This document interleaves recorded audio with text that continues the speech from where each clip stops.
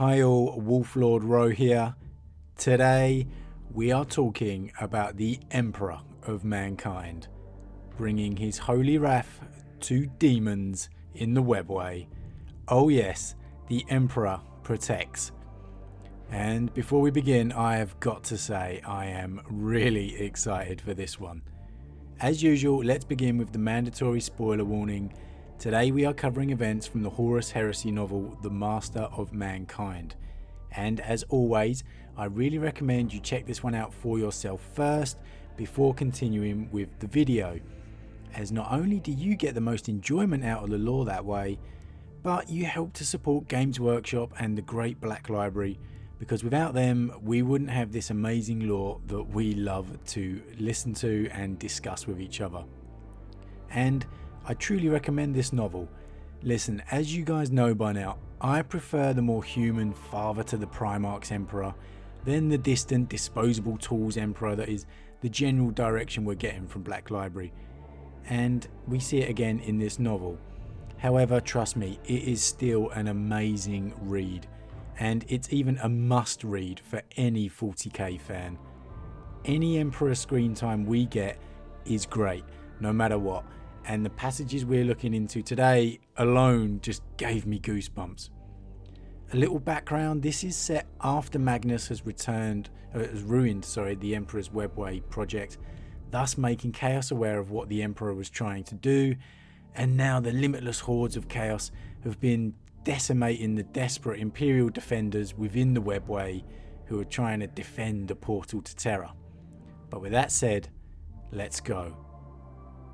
Kira's captives sang as their machines began their work. In none of the circumstances and possibilities that she had considered would the doomed prisoners sing. She couldn't hear them, couldn't even be certain they were singing at all. She was only alerted to this unforeseen behaviour by one of the tech adepts retracting his secondary arms into his robe and turning his sun-starved face to the coffins above. Hundreds of them were bound to the wall, chained in place. "They are singing," he said in faint wonder. Kira's narrowed gaze a host of emotions on the various captives' faces. Some were shouting in their soundproof pods, beating their fists bloody against the transparent panels. Some were curled in fetal positions and seemed to sleep. Several even seemed to be in silent rapture, utterly calm and composed. Others lay with their heads back, eyes and mouths open, and yes, she could imagine, just about, that these last souls with their rigor mortis expressions were tortured singers. She had believed they were screaming. Given what was being done to them, it seemed far likelier. What could they possibly sound like? She could summon one of the young novices who had yet oathed her tongue to tranquility to ask on her behalf. Yet as Kira stared around the chamber, hearing only the rumble of the Golden Throne's supplemental generators, she felt grateful for the gift of her hollow heart. Some questions needed no answers. She turned her gaze to the enthroned Emperor, feeling the acid of bitter irony. Here sat the king, committing his consciousness to the machine created to save a species, and yet chained in place across the chamber and trapped within parasitic coffin pods, 1,000 prisoners screamed in silence and psychically sang their souls away. Batteries for the throne, so the Emperor might be free. Human lives reduced to sources of psychic power. Sacrifices. The thought set her scalp prickling. The throne room's power flickered for a moment on the edge of failure. Machines around the chamber slowed, several of them giving ugly whines of protesting mechanisms until power stabilized. One of the coffins emitted a hauntingly gentle chime as the data panel on its surface flashed with warning signs. The first one has died, Kira thought. Died already. So soon. Upon the throne itself, as the generators around the chamber hummed louder, the Emperor of Mankind opened his eyes. Something so simple as simple as someone opening their eyes becomes a major moment. Something that just gets your pulse racing. Upon the throne itself, as the generators around the chamber hummed louder, the Emperor of Mankind opened his eyes. Just so simple, but you just know it's going down now. But let's carry on. And in a sunless realm, the sun rose at last. The light of dawn was palpable on Ra's armour as well as his skin. It was pressure, a presence with searing physicality. The enemy hordes felt it as acid on their skin. The creatures, demons, no matter what secular truths held strong, lost what little order they had ever possessed. The anathema, Ra heard their frantic agony as a sick scraping on the edges of his mind. The anathema comes, the sun rises. What a scene to imagine this is. In the sunless realm of the Webway, you have this rising dawn coming from the horizon behind the Imperial forces. The sheer presence of the Emperor, shining as bright as any star. A welcome presence to the Imperials and an absolutely terrifying one at the same time to the hordes of demons. Just imagine the morale boost that mere light would have on the Imperials. The Emperor of Mankind is here. Ugh. His features were those of one born in the wild lands of ancient Eurasia. His skin was a Terran blend of bronze and burnt umber. His eyes darker still. His hair darkest of all. The long black fall of his hair was held by a simple circlet crown of metal leaves, binding the mane back from his face so he could fight, more practical than regal. He moved as a man moved, coming through the straining ranks of his guardians on foot, pushing through the press of bodies on the rare instances they didn't instinctively move aside for him. He wore gold, as all of his guardians wore gold. The same sigils of Terran unity and imperial nobility that showed on their armour were cast thricefold upon his own.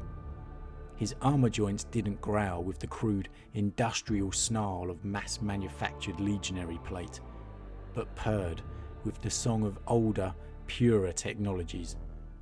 On his back, held by a simple strap against his flowing red cloak, was an ornate bolter of black and bronze.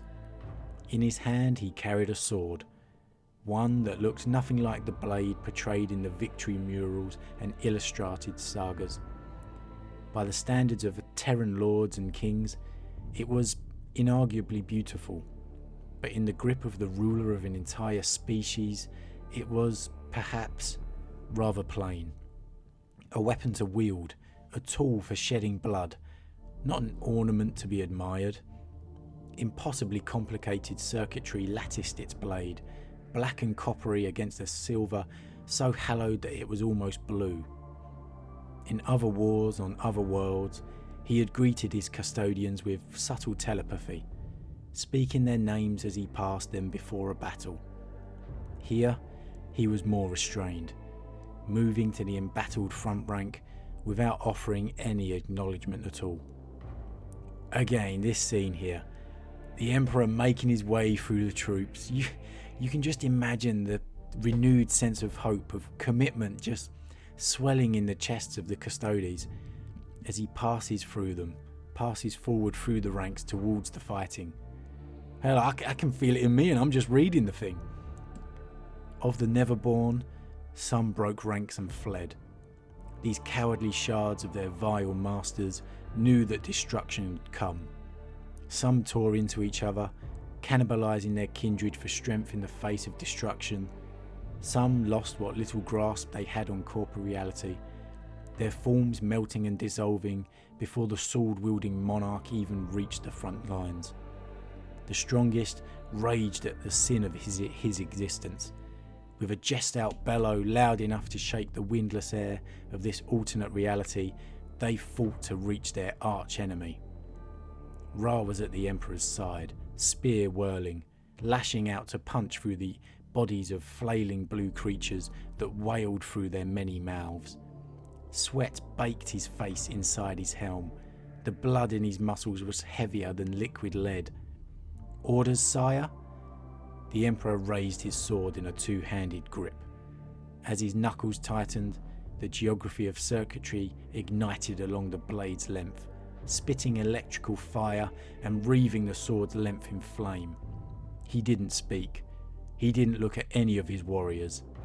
The sword came down. The Webway caught fire.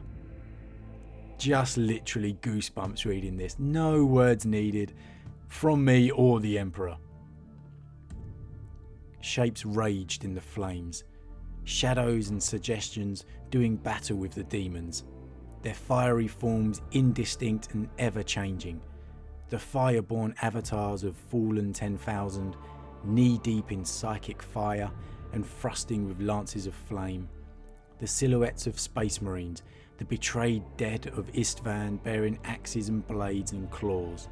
Half-seen sigils of slaughtered legions obscured by the ash of their blackened armour. A giant among giants, its great hands bared and ready as it seared forwards at the crest of the tidal fire. The 10th son of a dying empire, so briefly reborn in his father's immolating wrath. Quite clearly a reference to Horus Manus here, the Emperor using the fiery spirits of the Istvan dead to bring wrath to the demons, led by his own son, the fallen Horus Manus, betrayed and slain by his own brothers. You know, people have speculated this being the origins of the Legion of the Damned, and it's not. However, you know, the author has stated that that's an interesting idea. But how cool would that be? The Legion of the Damned, literal embodiments of the Emperor's wrath, his fiery psychic wrath. You know, it would actually be quite a really intriguing backstory for the Legion of the Damned. And does this open the door for more appearances of Horus Manus perhaps in the current 40k timeline? As an apparition of the Emperor's power? Quite possibly. Not as he was, obviously. Just in a psychic element. A chosen champion of the Emperor, if you will. That could be really interesting. And a good way of giving us some more scenes of Horus. You know, in appearance at least. Demons burned in their thousands. Their flesh seared from their false bones. White flame haloed from the sword in corrosive, purifying radiance. It coruscated in thrashing waves from each fall of the Emperor's blade.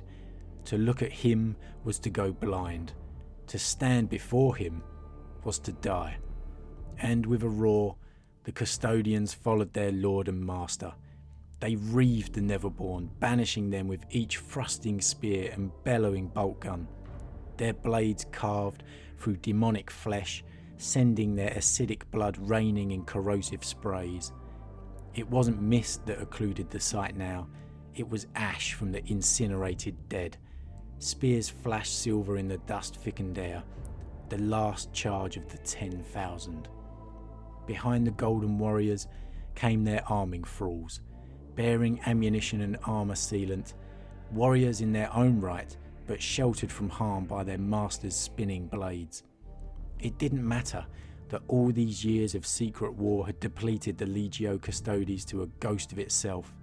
It didn't matter that they had fought and bled and died for the last half-decade in this sunless, merciless realm. Their king had come. The sun had risen, and they charged with a cry that far eclipsed the wails of the demons dying on their blades. Does this make you want to start a custodian guard army or what? It doesn't matter everything they've been through. It doesn't matter that they are mentally and physically exhausted. Their king has come, and there's no force in the galaxy or the warp that's going to stop them from fighting beside him. Just absolutely awesome, absolutely awesome. The beast that survived the Emperor's onslaught staggered and lurched towards the custodians, raising brittle blades in dissolving hands, uselessly staring through bleeding, blinded eyes. Something dead, a creature hunched and bloated, still bearing within its flesh the plague that had slain it, lunged at Ra. His spear thrust burst its eye and cracked through the malformed skull. Hissing and bubbling blood sliced across Ra's gauntlets, steaming as it burned away in the Emperor's aura. He loosed his last explosive bolts, sensing the weapon was empty before the warning sigil flashed on his visor. "Reload," Ra cried as he hurled the weapon back towards the armory thralls, already drawing his swords in its place. The curved blades ripped through diseased flesh, spilling rotten organs to the misty ground. The sword's energy fields spat kinetic aggravation at every impact. A rune chimed on his retinal display, flickering white. He sheathed the twin sabres in a smooth turn and caught his guardian spear as the ammunition thrall threw it back to him. The moment he had a fist around its haft, he was killing again. This was the way of his kind. For Ra, time ceased to exist. There was nothing but the beat of his heart and the lactic burn of his muscles. All he saw were the blades and claws flashing towards his face. The ash dying, dissipating Neverborn coated his armour. "Reload," Solon called from behind him. Ra heard the snap crack of his swords activating and the rumbled murmur of compliance as the armory thrall gathered the guardian spear left thrust into the ground. Ra parried a cut from a heavy blade, returning a blast from his digital lasers that blew the creature's face out from behind the back of its head. Demonic slop from the burst skull rained across the Emperor's back, turning to ash before it touched the monarch's armour. Torrents of chemical fire marked Xanmados's position to Ra's left. Ra could hear the draconic roar of pikes, burning the still thrashing creatures that had fallen beneath the blades of the custodian's first rank. The 10,000 and their golden king were shin deep in ash, the smoky spectres of demonic entities flailing as they were swallowed by the Emperor's fire.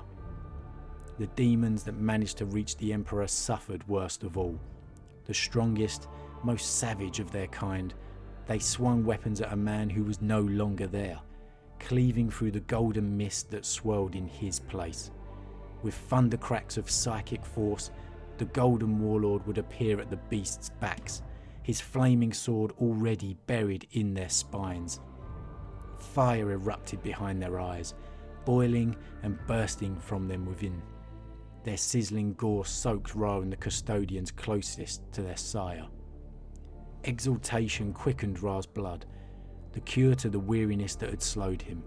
He was tired beyond belief, yet that had never mattered so little. Each beat of his still living heart was vengeance, vindication. We're winning. He could feel it in the renewed curses and oaths across the Vox as the 10,000 advanced. They weren't just holding their ground. Whatever genius the Emperor had worked in order to stand with them in his final hour had worked. Nothing could stand before them. The Emperor turned to Ra, hurling his sword as a spear. It lanced over the custodian's shoulder, driving to the hilt in the skull of a creature Ra barely even saw before it was reduced to burning sludge. In a flare of sun-enriched mist, the blade was back in the Emperor's hand, spinning, falling, killing. And still the Emperor advanced. A reptilian canine leapt at him, only to rip through the air where he had been standing. It gurgled molten blood as the Emperor's sword manifested within its throat. The warlord clutched it in place a second longer before ripping it free and moving on. Still the enemy came, a tide, a flood. Ra stole glances back to the Wraithbone gateway. Against the Mechanicum's machinery, watching robed unifiers passing into the blue mist, escorted by packs of the last surviving Sisters of Silence. Soon enough, only the 10,000 remained at their side. Okay, there we have it for today. The outcome of this battle deserves an entire video all to itself, but oh man, any screen time the Emperor gets is great. But here, seeing the Emperor just waylaying demons is nothing short of epic. Just the mere presence of him enough is to burn demons, set them ablaze. I wish we got more scenes like this of the Emperor. I understand the logic in keeping the glimpses we get of him few and far between, you know, but man, we need more of this. I know we have to keep him as the enigma that he is, but seeing the Emperor do what he does best, just lay waste to the enemies of mankind, is absolutely awesome. I hope we get an entire book dedicated to nothing but the Emperor just making his way through the corridors of the vengeful spirit, just destroying all chaos before him, everything the chaos gods are throwing at him, taunting him psychically as before he reaches Horus. That would be the perfect build to the climactic final duel. And I have to be honest, I am very, very worried about Black Library retconning the established lore of the Siege of Terra and the fight of the Emperor versus Horus. I really, really hope we don't see a change for the worse. But I've got faith. I have faith in the Black Library authors. Of course, the Emperor protects. But what did you guys think? Do you enjoy this glimpse of the Emperor in action? Do you want to see more like this? Do you think keeping these kind of scenes at a minimum keeps the Emperor as the enigma he should be? But what about the Custodes? Do you want to see some more of them? Just awesome, right? Absolutely. Does it make you want to start an army of them like me? I've got to treat myself to at least a unit or two of Custodes now. God, these guys are absolutely awesome. But as always, a huge thank you to all of my subscribers. Your support really means a lot to me, and if you're new, please consider subscribing to help the channel grow. I truly appreciate each and every subscription I get. And if you enjoyed this particular vid, then why not consider dropping a like on it too. But with that said, I am off, and I'll see you guys again real soon.